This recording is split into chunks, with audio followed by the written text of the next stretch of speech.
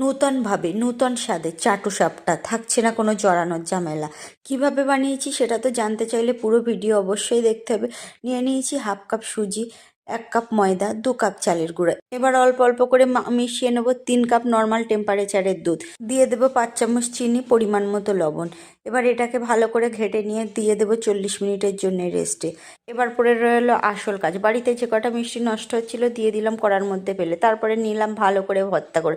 তার মধ্যে দিয়ে দিলাম 5 চামচ সুজি, দিয়ে দিলাম 2 কাপ দুধ।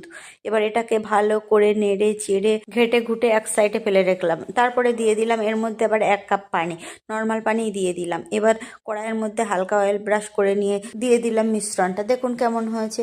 এবার এর মধ্যে দিয়ে দেবো সেই পুরটা, যেটা আমি মিষ্টি দিয়ে বানিয়েছিলাম। দেখুন এবার এটাকে আমি আস্তে আস্তে তুলে নিলাম। কোনো জড়াচ্ছে না, জড়ানোর ভয়ও নেই। এইভাবে বানালে আপনারাও ইনশাল্লাহ সফল হবেন আশা করা যায়।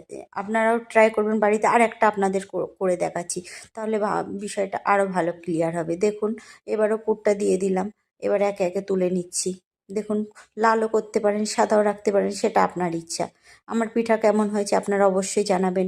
শীতের দিন শেষ হয়ে যাচ্ছে, পিঠা কিন্তু খাওয়া বাকি রাখলে চলবে না। একে একে সবাই বানিয়ে ফেলুন বাড়িতে।